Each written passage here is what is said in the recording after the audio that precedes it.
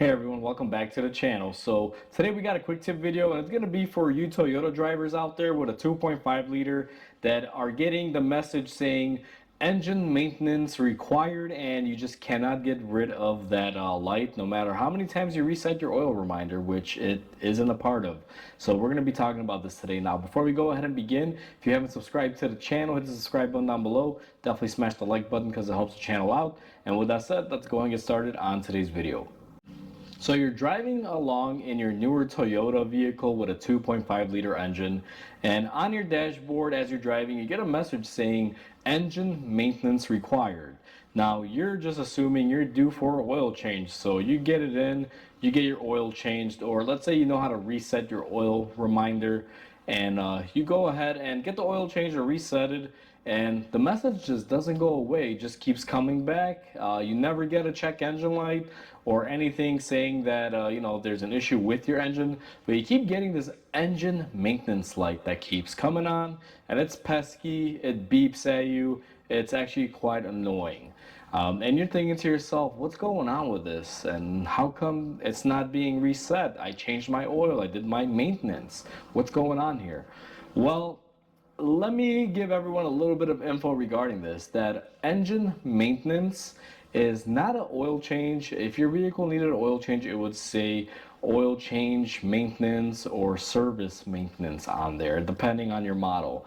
If you get the infamous engine maintenance required light, it's basically Toyota's new way of telling you that there is something wrong with your vehicle that we do not need to raise your check engine light on for, but we do need you to send it in and service it.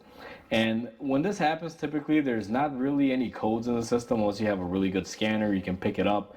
But there's a few things that can set this code off. Now, the most common one that you're going to find a lot out there is going to be this little hose assembly with this motor. Now, what this is called, it's called a bypass hose assembly. Basically, what happens is this motor in here, that's basically like a evap door for emission system, but instead they're using it on a coolant system. It'll basically open the door or close the door for flow in your vehicle's coolant system for whatever purpose Toyota is using it for. I believe this was for the heater control valve, if I'm not mistaken. This is what controls that either on or off. But I could be wrong because, I'm not exactly sure how this is all intertwined, but this is basically your fault. And what happens is inside of here, this valve either doesn't work correctly or starting to lose it. And the computer can pick up on that, and it'll basically give you the engine maintenance light. And you'll have to go to a local Toyota dealer usually to pull the codes. I actually have quite a few scanners, and I know one of my scanners that's actually pretty good did not even pick this up. This vehicle, I actually had to call my buddy who works at Toyota, told him what was going on, and he pointed me in this direction, and I was kind of going in blind. I was very skeptical. I didn't think it would actually solve the issue. This is one of the few times that I just throw a part at something. But this customer is a really good customer of mine. Kind of clued him up on it. He was really aware of it. And he was just ready to try anything to get rid of the pesky light and beeping sound that it emits. So basically, if you have a newer Toyota with a 2.5 liter and you get the infamous engine maintenance required, this is your failure point, and this is what you need to replace. And it's really well documented online. There's actually a few videos that show you how to replace it.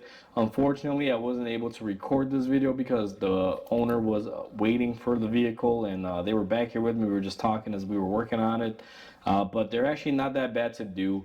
You just need this valve and hose assembly. They sell it exactly how you see it, and you just transfer the clips off of your old hose like we did on this one to your new one, and then you just need about a gallon of coolant, and you bleed out the coolant system, and it will take care of your issue. So I just wanted to share this quick tip for everyone out there because Toyota has had a lot of issues with these, and even though it's out there, a lot of people are forced to go to the dealer when they take it to a local auto parts store and they can't read the code, or their local mechanic says, hey, nothing's wrong, there's no check engine light, I'm not picking up anything. Go to your Toyota dealer, pick up this bypass hose, and basically cure your issue or take it in to get it replaced by a place that you trust. So with that said, hopefully this video helps everybody out. Like always, comment, like, and subscribe because it definitely helps the channel grow. I hope everyone has a wonderful day, and I'll catch you on the next video.